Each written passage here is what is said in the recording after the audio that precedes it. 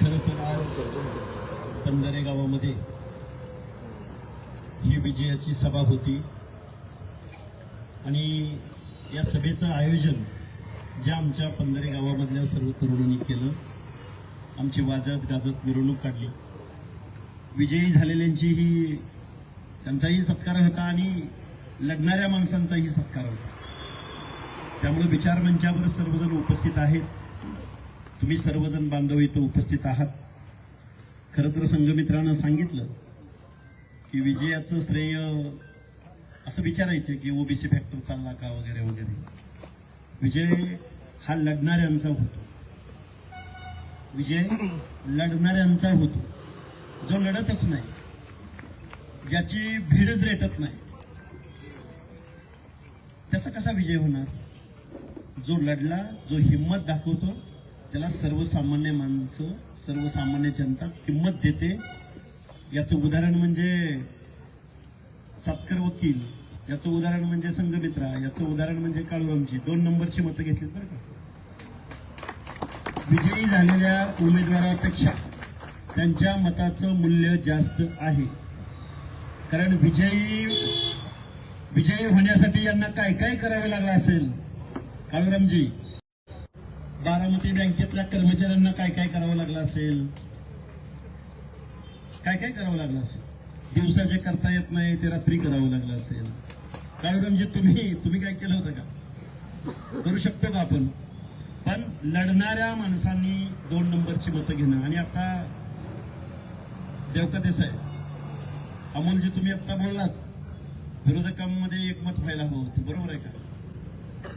देवकते साहेब, आम्ही तुमच्या पाठीशी, तुमच्या म्हणजे तुम्ही पर्सनल घेऊ नका, पक्षाच्या पाठीशी या महाराष्ट्रामधला ओबीसी. आता बघा काय झालंय, काळूरामजींनी आता 8 तास घेतलेले आहेत. लोकलचे प्रश्न, बारामतीचे प्रश्न. आता मी जरा उभी तास घेतो, बरोबर आहे का? आता लोकलचं पंधरे गाव म्हणलं की कोकरे, पंधरे गाव म्हणलं की दादू, बरोबर आहे का? कोण लढत होतं भाजपमध्ये पहिल्यांदा? भाजप या परिसरामध्ये आणला कोणी? आणला का नाही? कुठं आहे आता? आता भाजपच्या सत्तेमध्ये सर्वात महत्वाचं पद कुणाकडे आहे? आणि तुम्ही उभं राहिलात, तुमचं अभिनंदन की एका सत्ताधारी पक्षाचा, गल्लीपासून दिल्लीपर्यंत सत्ता असणाऱ्या पक्षाचा तुम्ही एबी फॉर्म आणला, पण नेते आले नाहीत. हो, आम्हाला पण खूप वाईट वाटलं. पण काळूरामजी मात्र त्या बॅनरवरती एका बाजूला भुजबळ साहेबांचा फोटो आणि एका बाजूला लक्ष्मण हाकेंचा फोटो. मग आता देवकते साहेब, आमचा फोटो जो छापतोय त्याचा प्रचार करायचा का नाही करायचा? आम्हाला नाही वाईट वाटलं. आता देवकते साहेबांना काय वाटतं? पण ही लढाई आत्ताच काळूरामजींनी सांगितली, ही लढाई नीतीची आहे. आता जातीची लढाई राहिली नाही. ही लढाई पातीची आहे, पातीची. पात धरायला लागेल आपल्याला. पात धरल्याशिवाय तुम्हाला मतदान, तुमचे समर्थक तुम्हाला तयार करावे लागतील. ठामपणे त्यांना विश्वास द्यावा लागेल. आम्ही बारामतीमध्ये नारळ फोडायला आलो होतो. मला असं वाटलं काळूरामजीनं अर्ज तर भरलाय, आता हे काळूरामजीचा अर्ज शेवटचा अमोल सत्कारांचा राहणार का? किंवा जी विरोधातनं लढतेत पोरं संघर्ष करतात. अगोदर ओबीसीचा मोर्चा निघाला, मोर्चा निघाल्यावर आमच्यावरती गुन्हे दाखल झाले.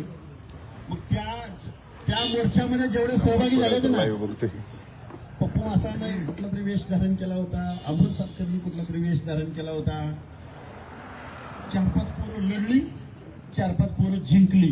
पप्पू मासा तर बिनविरोधच झाला. अरे म्हणलं बघा, लढणाऱ्यांची दखल घेतली जाते. पंधरे गावामधल्या सगळ्या लोकांना माझं सांगणं आहे, पंधरे गावामध्ये आता झडपी पंचायती ओपन आहे माझ्या माहितीप्रमाणे. इथला झडपी मेंबर ही ओबीसी बहुजनांचाच असला पाहिजे, पंचायती मेंबर ही ओबीसी बहुजनांचाच असला पाहिजे, हे सांगायला मी येतात. मग आता लढायचं का नाही लढायचं हे तुम्ही ठरवायचं. लढायचं का नाही लढायचं? एक गरीबाचं पोरगा असू द्या, फटका असू द्या, पण नेटकं पाहिजे. काय पाहिजे? वाघमोडे साहेब मत देतात लोक, फक्त लढायला पाहिजे, लढायला. आता काळूरामजींनी इतिहास एवढा सांगितलाय, मी इतिहासात जात नाही, पण तुम्ही लढणारे होतात. काळूरामजींनी सम्राट अशोक, चंद्रगुप्त मौर्य खूप अगोदरच्या राजांचा इतिहास सांगितला. मी तुम्हाला अलीकडचा इतिहास सांगतो. अलीकडचा हे राष्ट्रपती भवन आहे ना, राष्ट्रपती भवन आणि संसद भवन हे कोणाच्या जागेवर उभा आहे माहिती आहे का? कोणाच्या जागेवर? बापूराव होळकरांच्या जागेवरती उभा आहे. ज्या तख्तावरती सुभेदार मल्हारराव होळकरांनी 3 बादशहांना बसवलं. किती? 3 बादशहांना ज्या होळकरांनी त्या दिल्लीच्या तख्तावर बसवलं, ती रायसीना हिल्स ती होळकरांची. आणि ती संसद ज्या रायसीना हिल्स वरती, ज्या सुभेदार मल्हारराव होळकरांच्या तलवारीच्या पातीवरती, धाकावरती जी रायसीना हिल्स उभी राहिली, जो लाल किल्ला उभा राहिला, जे संसद भवन आहे, ती संसद भवन आजही वाट बघती. भारत देशाला स्वातंत्र्य मिळून किती वर्ष झाली? तर त्या होळकरांच्या, त्या मल्हारराव होळकरांच्या, त्या मातोश्री अहिल्यादेवी होळकरांच्या भूमीमधून एक तरी संसद, एक तरी खासदार, आपण भाषेत बोलतो, एक तरी संसद सदस्य, एक तरी पार्लमेंट मेंबर त्या संसदेमध्ये येईल म्हणून गेल्या 70-80 वर्षापासून ते संसद भवन प्रतीक्षा करते. पण त्याच सांगली, कोल्हापूर, सातारा, पुणे, अहिल्यानगर, धाराशिव, छत्रपती संभाजीनगर, बीड, जालना, नांदेड, एकही माईचा लाल आज त्या संसदेमध्ये पोहोचू शकत नाही. आता बघा, इथं आल्यानंतर मला इथल्या ग्रामपंचायतीचं एक लेटर माझ्या हातात आलं माझ्याकडं. मला वाटतं 1 वर्ष झालं या ग्रामपंचायतीनं ठराव केलाय. ठराव काय केलाय? ग्रामपंचायत पंधरे ठराव काय केलाय तर अहिल्यादेवी होळकरांच्या पुतळ्यासाठी काय मिळावा? जागा, निधी, काय मल्हार सृष्टी, अशीच मागणी आहे ना? मागणी आहे ना? दिली, मोजणी नाही केली, निधीचं तर अजून लांब, आणि सृष्टी उभारणार तर अजून लांब, आणि पुतळा उभारणार तर अजून लांब. आणि कोण आपण? आपण कोण? कोकरे. हा, आपण कोण? अरे मागतकरी कधीपासून झालो आपण? तुम्हाला पुतळाच उभारायचा ना? तुम्ही फक्त इच्छा व्यक्त करा, तुम्ही फक्त हा संकल्प करा. लक्ष्मण हाके पंधरे गावामधल्या 100 माणसांना असा उभा करतो की हे सगळं स्मारक फक्त आपण आपल्या ताकदीच्या जोरावर उभं करू शकतो. याचं उदाहरण सांगू का? या तुमच्या गावापासून मी आज दुपारी मोडाळे गावामध्ये गेलो. मोडाळे गावामधल्या लोखंडवाडी, तिथल्या गावातल्या मंदिरामध्ये बसून आपण बैठक केली. त्या बैठकीमधल्या त्या गावातल्या लोकांनी सांगितलं की या मंदिराचा जो जीर्णोद्धार झालाय, हा जो विकास झालाय, हा कुणाच्याही आमदाराच्या, खासदाराच्या किंवा कुठल्या ग्रामपंचायतीच्या, पंचायतीच्या अनुदानातून झाला नाही, तर हा आमच्या स्वतःच्या फंडातून झालाय. कुणी सांगितलं? मोडाळे गावच्या लोखंडवाडीवरच्या माने, जानकर, काय बरीच आडनाव आहे तिथले, कारंडे. अरे आणि तुम्ही आम्ही पंधरे गावचे तालेवार मंडळीत तुम्ही आम्ही. आता इथं काय झालं? आपण अनुदान मागितलं पाहिजे, हे काही चूक केली का? तुम्ही चूक नाही केली, पण वाढपेच नाहीत ना तुमचे? आहेत का वाढपे तुमचे? आहेत वाढपे? वाढपेच नाहीत तर तुम्हाला वाढणार कोण? म्हणजे तुम्ही कधी काळी, आता काय काळूरामजी तुम्ही सांगितलं 80%, मी ओबीसी करतोय, पण मला आता ओबीसी बरोबर आपल्याला मगाशी संघमित्रांनी मला अभिनंदन म्हणजे आभार मानले तुम्ही. पण संघमित्रा हा लक्ष्मण हाके बीके कोकरेंच्या चळवळीतला, आणि कोकरेनंतर महादेव जानकर नंतर पडळकर, म्हणजे आम्ही सगळे मंडळी या गावातले पण खूप तरुण आहेत. इतिहास वेळेच बनवतात, इतिहास शहाणी माणसं बनवत नाही. शहाण्या माणसांची भेडच रेटत नाही. हे लगा ते काय बोलत होतं. आता इथं जी उपस्थित आहेत सगळी मंडळी हेच इतिहास घडवणार आहेत. आणि काळूरामजी तुमचा नारळ फोडायला किती माणसं होती? सांगता सभेला किती माणसं होती? सांगता सभेमधल्या माणसांकडे बघून मी भाषण करत होतो मोठमोठ्यानं, आणि मी सांगता सभेत अमोलजी सांगितलं होतं, संघमित्रा तुझा विजय झालाय, आज मी इथं जाहीर करतो. मला एवढे फोन आले,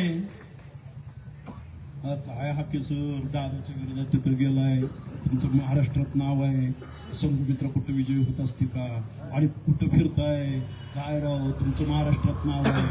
अरे म्हणजे ते लढतायत, त्यांचा हौसला वाढवणं, त्यांच्या मनामध्ये विश्वास निर्माण करणं. आज संघमित्राला काय आणलंय, पंधऱ्याच्या या वाघाच्या गुहेमध्ये कशाला आणलंय, की आम्ही दादांच्या विरोधामध्ये जिंकू शकतो. हा विश्वास आहे का नाही विश्वास. याच्या अगोदर बोललो असतो तर म्हणजे अरे काय बोलते ती, त्या अगोदर ते अमकं तसंच बोलायचं, ते तमकं तसंच बोलायचं, मग ती तमकं तसंच बोलायचं, आणि आता हा केसर आलाय. आम्ही इथं अमोलजी सातकरनं घेऊन आलोय की अरे हा विजय झालाय. आता विजय झाला याच्यावर तर तुमचा विश्वास बसू शकतो की नाही. गावगाड्यामधली तुम्ही आम्ही माणसं जर एकत्रित आलो तर पंधऱ्याचा झडपीचा मेंबर आणि त्याचा गुलाल घ्यायला मी इथं तुमच्या पंधरे गावामध्ये आलो. मग लढायचं का नाही लढायचं ते तुम्ही ठरवा.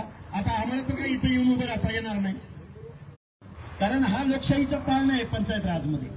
इथं जर तुम्ही विनिंग झाला, इथं जर तुम्ही निवडून आला, संघमित्रा हे काही प्रोडक्ट फक्त नगरसेवक नगरपालिकेत निवडून जाण्याचं नाही, काळूरामजी संसदेत जाण्याचं.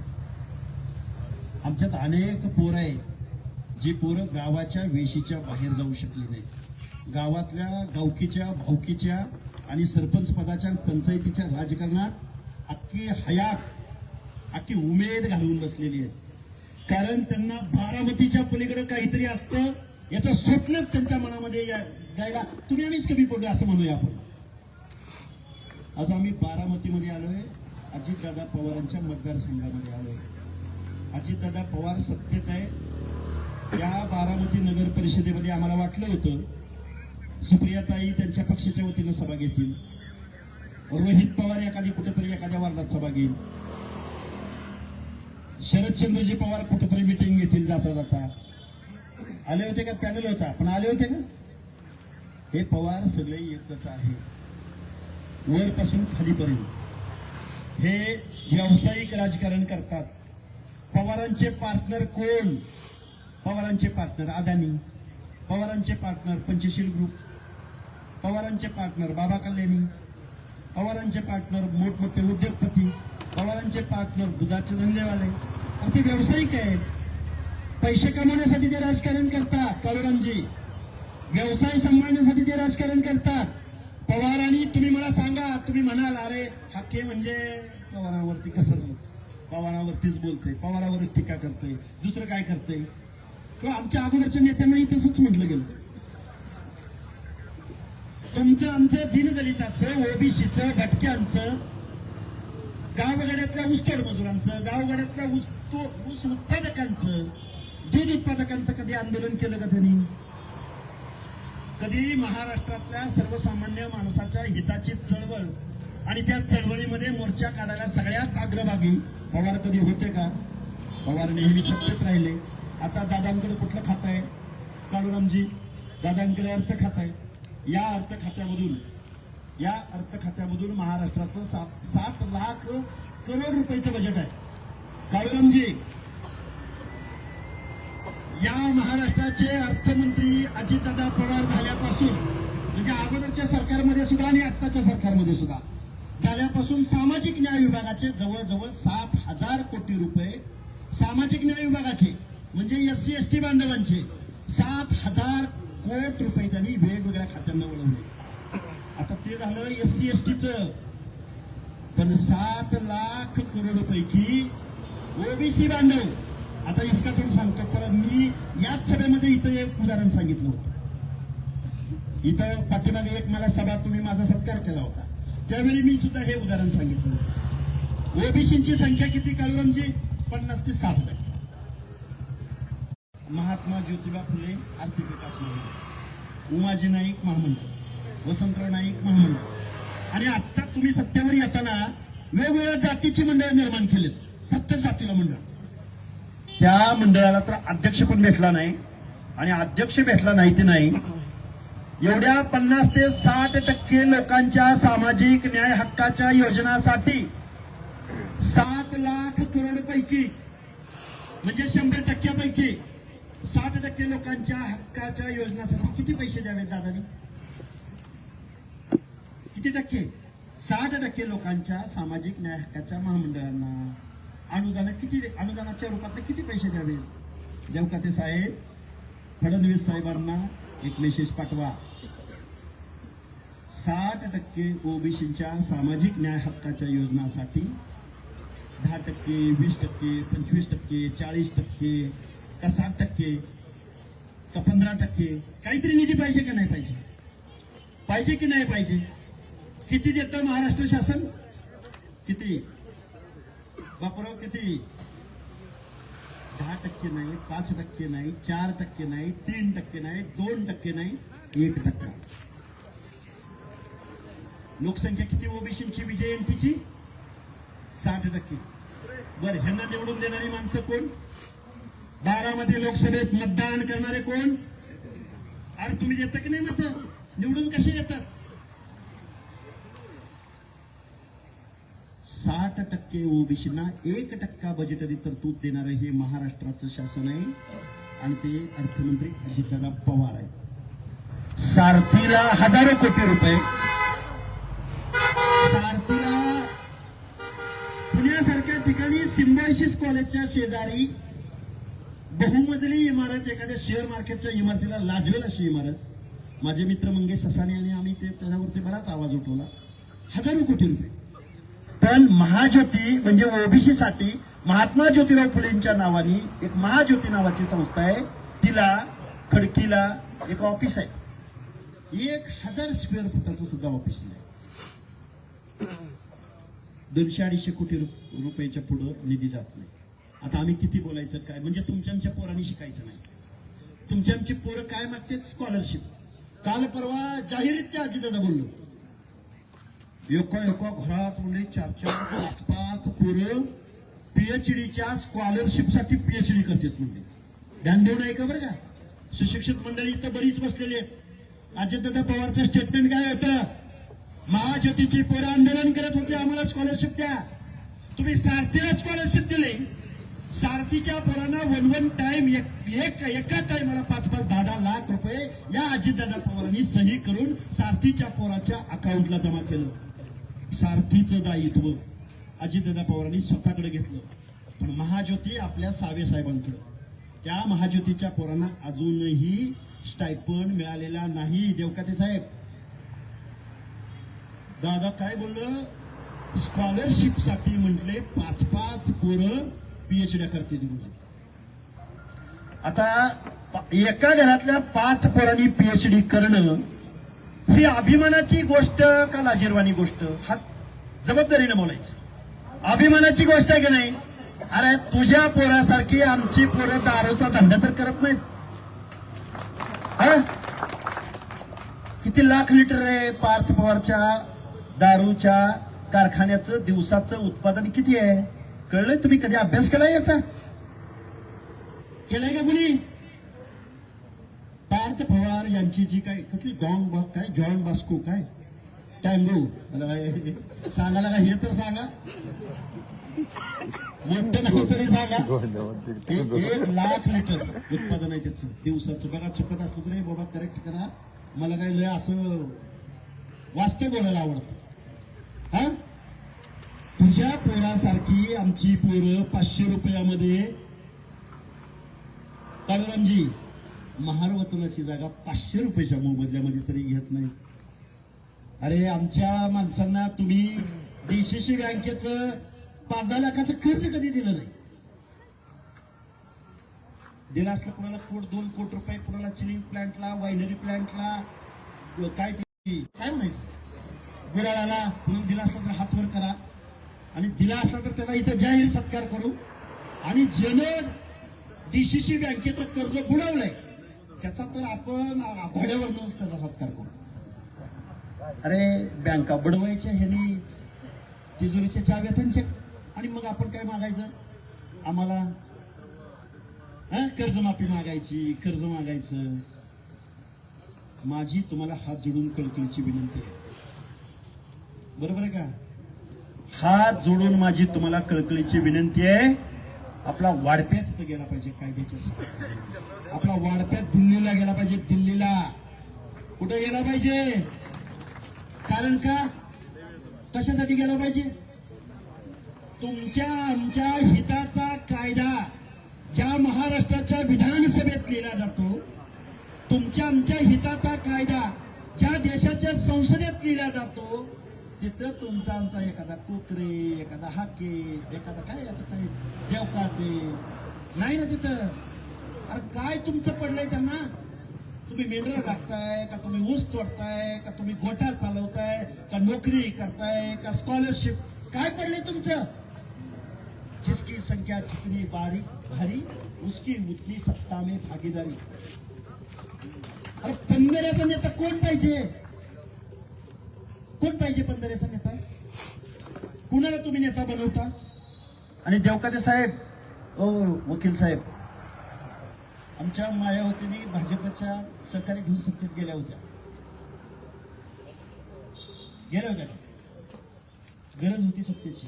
माधव प्रयोगानं ओबीसी डीएनए म्हणणारा तुमचा पक्ष, जबाबदारीने सांगतोय, मीडियाच्या समोर सांगतोय, पुण्यामध्ये, पिंपरी चिंचवडमध्ये, छत्रपती संभाजीनगरमध्ये मूळ ओबीसी हद्दपार झालाय. गेल्या 2-4 वर्षापासून महाराष्ट्रामध्ये आम्ही ओरडतोय, अरे तुमचं आरक्षण संपलंय, अरे तुमचं आरक्षण संपलंय, अरे तुमचं आरक्षण संपलंय. कोणाला तिकीट दिलेत माहितीये का? काळूरामजी काढा याद्या सगळ्या पुण्यामधल्या. कोण एखादा धनगराचा कमळ घेऊन निवडणुकीला पुण्यात उभा राहिलाय का? संशोधन करा.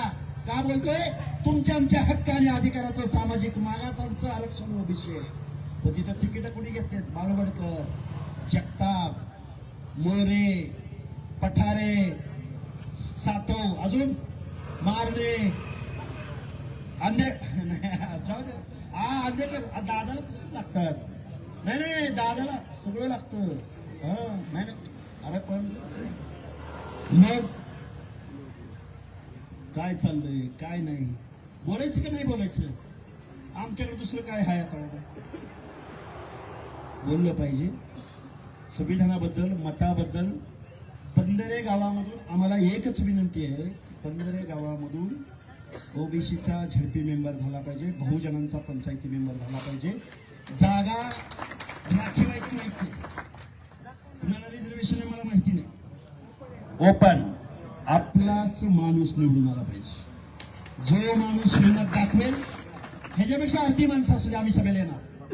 आम्ही 50 माणसावर सभा घेतलेली आहेत बापूराव. त्यामुळे काळूरामजी आपल्याला हिंमत दाखवावी लागेल, पुढे यावं लागेल. कुठली MIDC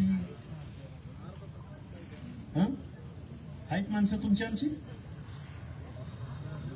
बारामतीमध्ये काय झालं माहितीये? म्हणून माझी तुम्हाला हात जोडून कळकळीची विनंती आहे, बाबांनो, नगर परिषदेमध्ये जर एक लढणारा माणूस, मत कोणी दिले? काळूरामजींना. पतारीवाले, हातगाडीवाले, सर्वसामान्य माणसं, सर्वसामान्य माणसांनी धनसत्ता लाथाडली. लढणाऱ्याच्या पाठीशी ते ठामपणे उभे. माझी तुम्हाला हात जोडून कळकळीची विनंती आहे, तुम्हाला आम्हाला जागं व्हावं लागेल. गावगाड्यातल्या हर एक ओबीसीला जागवावं लागेल. तुम्ही आम्ही काय केलं? मतदानाला जाताना तुम्ही आम्ही कसं जातो माहिती का काळूरामजी? तुम्ही आम्ही मतदानाला जाताना हळूहळू कोण बदल काय एकट्यात जातोय, बायकोला मागे बसवतोय, तिकडून इकडून चल. काय मताला जाताना कसं जातंय? अरे लाख मोलाचा मताचा अधिकार तुम्हाला दिलाय या लोकशाहीनं, या संविधानानं, आणि मताला जाताना कसं जातंय? हो तिकडे उभा थांबतो, चिठ्ठी काय घरातूनच काढून आणल्या. मतदानाला जाताना वाजत गाजत जाता आलं पाहिजे. कसं जाता आलं पाहिजे? मला लाख मोलाच्या मताचा अधिकार बाबासाहेबांनी दिलाय. मला अभिमानाने जाऊन आमच्याबद्दल, माझ्याबद्दल, आपल्या जातीबद्दल, आपल्या गावाबद्दल, आपल्या संस्कृतीबद्दल, आपल्या वेदनांबद्दल, आपल्या दुःखांबद्दल जो माणूस बोलतोय त्याला मला मतदान करायला असं छातीचा कोट करून पुढे गेलं पाहिजे. जात असताना चला, अरे गावातल्या मित्राला सांगता आलं पाहिजे, गावातल्या आपल्या व्यावसायिक सहकार्याला सांगता आलं पाहिजे, आपल्या एखाद्या जोडीदाराला, मित्राला, नातेवाईकाला सांगता आलं पाहिजे. मी मत टाकतोय पण माझी जबाबदारी आहे. एका माणसानं इथं बसलेल्या एका माणसानं 100 मताची जबाबदारी घेतली. किती माणसं वाढली? जे गाव करेल ते राव नाही करू शकत. हे एवढं मोठं तुम्हाला हत्यार लोकशाहीमध्ये भल्या भल्या माणसांना घरी बसवण्याची ताकद तुम्हाला दिली, पण तुम्ही माणसं मात्र वर्षभर घोषणा देतात. काळूरामजी, वर्षभर घोषणा, स्वाभिमानाच्या गप्पा, आमचा माणूसच नाही, आता कोणतरी लढतोय, आता कोणतरी बोलायला लागलंय, आमची संख्या एवढी, का आमचा माणूसच नाही, गप्पा एवढ्या मोठ्या. निवडणुकीच्या टाइम आलं, आधे इधर जाओ, आधे उधर जाओ, आधे इधर जाओ.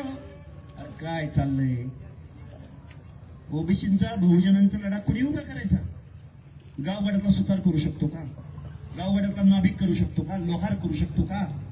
गावगाड्यामध्ये एखादं घर असणारा कुंभार करू शकतो का?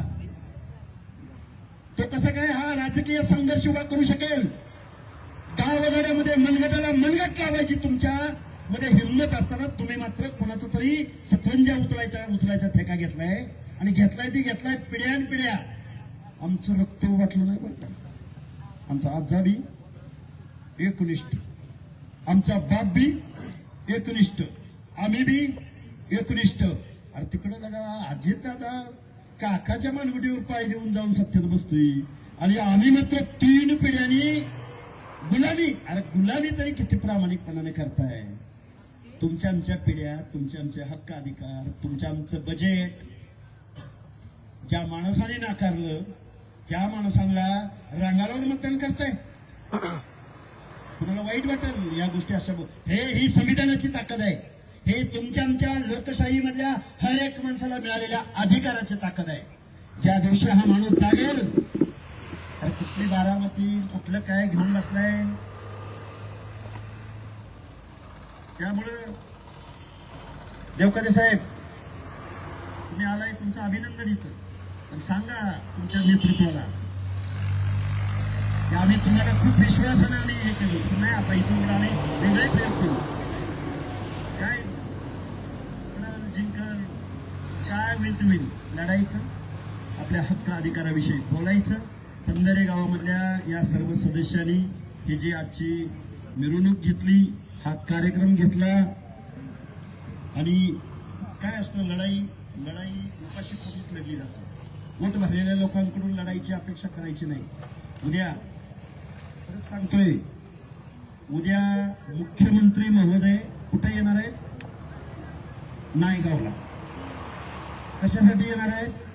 सावित्रीमाईंच्या जयंतीच्या निमित्तानं आम्ही तिथं आहोत उद्या.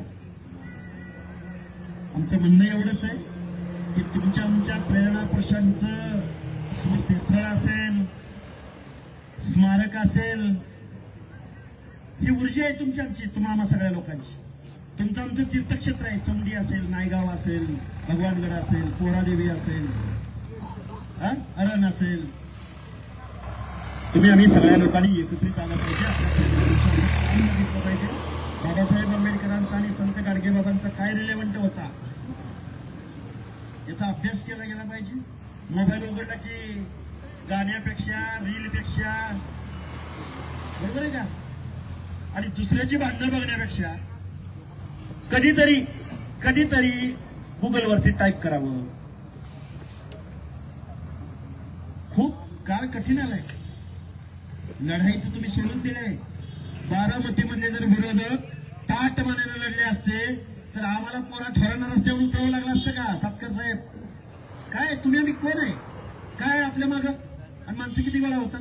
आणि काय कशी लढाई लढायची? यांच्या कारखान्यापुढं, यांच्या वायनरी पुढं, यांच्या पैशापुढं, यांच्या धनसत्तेपुढं, यांच्या स्टारच्या कपड्यापुढं, यांच्या गाड्या घोड्यांसमोर, आणि यांच्या सत्तेपुढं महाराष्ट्राची सत्ता. दादा माणूस आहे काय हाके सर.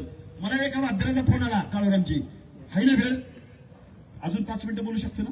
मला एक जणांना फोन आला, हाके सर तुमचं महाराष्ट्रात नाव झालंय म्हणला, आणि म्हणला तुम्हाला आता काहीतरी पद मिळण्याची शक्यता आहे म्हणला. लय तज्ञ विचारवंत माणूस, मोठा माणूस, आणि बारामती जिल्ह्यातलाच नेता. आता म्हणला वरच्या वरिष्ठ वर्तुळात म्हणला तुमच्या नावाची चर्चा चालू आहे म्हणला. म्हणलो काय देते तू? आता मी बी आता काही थोडा चळवळीतला जरा शिकलोय तुमच्याकडनं. त्या म्हणला तुम्हाला आता महत्वाच्या पदावर जायचंय, मग काय करायचं, काय तुम्ही सांगा, मार्गदर्शन करा की. म्हणला दादावर जरा कमी बोलावं, कुणावर? दादावर जरा कमी बोला म्हणला. अरे म्हणलं आमच्या पिढ्यानी तेच केलंय म्हणलं. बाळूरामजी, आमचं आंदोलन उभं राहतं, बारामतीपर्यंत येतं आणि ते कुठं गायब होतं माहिती आहे का? नाही ते गायब कुठं होतं माहिती आहे का? 2 नंबरची लोकसंख्या म्हणलं जातं. आंदोलन गायब होतं विधान परिषदेत. कुठं गायब होतं? 2 5-10 वर्ष केली. एक कोणतरी असं येतं पुढं आणि त्याला तिथं एकदा त्याला मंडवल्या बांधल्या, इकडे गायब. हे भेदायचं आहे, हे भेदायचं आहे. बारामती मधल्या, पंधऱ्यामधल्या तरुणांना, सगळ्या तरुणा बांड पोरांना मला सांगायचं एकच शेवटचं उदाहरण सांगणार आणि मी माझं मनोगत थांबवणार. काशीरामजींचं सांगेल, मायावतीचं सांगेल, अजून लई लोकांचं सांगू शकतो, पण एक ह्यांना भेटणारं उदाहरण सांग आणि आत्ताचं उदाहरण सांगतो, शेवटचं उदाहरण हा, आणि माझं भाषण थांबवतो. सिद्धरामय्या माहितीये का? सिद्धरामय्या कर्नाटकचे आहेत का? कोण आहेत ते? आहेत का? मग कर्नाटकात काय लोकसंख्या आहे का तुमची? मग काय केलं त्यांनी? कर्नाटकचे मुख्यमंत्री सिद्धरामय्या कुरबार म्हणजे धनगर मुख्यमंत्री झाले, पहिल्यांदा उपमुख्यमंत्री झाले, त्याच्या अगोदर आमदार वगैरे झाले, पुन्हा उपमुख्यमंत्री झाले, पुन्हा 2दा मुख्यमंत्री झाले. आणि आमच्या देवकते साहेबांच्या पक्षाची गल्लीपासून दिल्लीपर्यंत सत्ता, पण कर्नाटकामध्ये 72 त्या सत्तेच्या विरोधामध्ये लढून सत्तेमध्ये बसले. त्यांचं गणित काय सांगू का काळूरामची? महामानव काशीरामजींनी सांगतो काशीरामजींनी हे मंडल आयोग आहे ना, मंडल आयोगाच्या अंमलबजावणीमध्ये विश्वनाथ प्रताप सिंगांना जे सगळ्यात मोठा आग्रह झाला तो महामानव काशीरामजींनी. डॉक्टर बाबासाहेबांना भारतरत्न पुरस्कार तुम्ही द्या. कोणी दिला भारतरत्न पुरस्कार माहितीये का? विश्वनाथ प्रताप सिंगांनी दिला. आणि कुणाच्या आग्रहावरनं दिला? काशीरामजींच्या आग्रहावरनं दिला. हे का सांगतोय? अरे कुठेतरी कळलं पाहिजे तुम्हाला. आम्हाला बहुजन कॉन्सेप्ट जर तुम्हाला मला कळला असता ना, तुम्ही राज्यकर्ते असता. राज्यकर्ते तुम्हाला दादांच्या पवारांच्या दारात भीक मागायला नाही जावं लागली असते. तो सिद्धरामय्या अहिंद नावाची संकल्पना त्यांनी राबवली. अहिंद, अ म्हणजे अल्पसंख्याकू, ही म्हणजे हिंदलतारू. हिंदलतारू म्हणजे कर्नाटक शब्द आहे, ओबीसी, आणि द म्हणजे दलितारू. अहिंद कन्सेप्ट सिद्धरामय्यांनी त्या कर्नाटकमध्ये राबवला. बहुजनांची एकी केली. बहुजनांची एकी केली. अरे सत्तेत जायचंय, तर मतदानाच्या दिवशी फक्त जातीच्या माणसाच्या समोर मत मागायला जाऊन चालतं का? हर एक माणसाच्या, दीनदलिताच्या, शोषिताच्या, वंचिताच्या, पीडिताच्या, शेतकऱ्याच्या दारात जावं लागतं. 5 वर्षभर तुम्हाला राजनीती करायची आहे ना, तर तुम्हाला सर्वसमावेशक प्रश्नावर आंदोलनं उभी करावी लागतील. ओबीसीच्या 450 जातीच्या लोकांना एकत्र आणावं लागेल. दीनदलितांना एकत्र आणावं लागेल. तिजोरीच्या चाव्या चोरांच्या, दरोडेखोरांच्या, कारखानदारांच्या कमरेला आहेत. बारामतीमध्ये निवडून गेलेल्या माणसाच्या कमरेला आहेत. देवेंद्र फडणवीस साहेब, आम्ही तुम्हाला तुमच्यावर विश्वास टाकला. तुमची मिनमिनती पंथी गावगाड्यामधल्या वाड्या वस्त्या तांड्यावरनं या देवेंद्र फडणवीसांचं कमळ आम्ही फुलवलं. तुम्ही सत्तेमध्ये गेला, आमची माणसं तुम्ही बेदखल केली. पंधरे गावातला हनुमंतराव कोकरे, माळशिरसचा सुभाष पाटील, लय उदाहरणं सांगेन महाराष्ट्रामध्ये. प्रत्येक तालुक्यात गावामध्ये अण्णासाहेब डांगे आमच्या इस्लामपूरचे, तिकडे मग हरिभाऊ शाळे, कितीतरी उदाहरणं सांगता येतील मग आम्हाला. कुठे आहेत ही माणसं? ज्या माणसांसाठी आम्ही तुम्हाला साथ दिली, तुम्ही सत्तेत गेला आणि त्याच माणसांना पुन्हा तुम्ही जोडीला बसवलं. त्याच दादाला आमच्या उरावर बसवलं. दादा आपले आमची चांगली हे करतो. सकाळी 6 वाजता काळरामजींच्या भाषेत सांगू का? सकाळी 6 वाजता काळरामजी सांगू काय? नको, आता तुमचा डायलॉग आहे, मी कशाला सांगू. नाही, सांगतो की सकाळी 6 वाजता उठतात आणि मोकळ्या जागा कुठले बघतात. हे बोलावं लागेल. कुणाला राग आला तर येऊ दे, अजून 10 पट राग येऊ दे.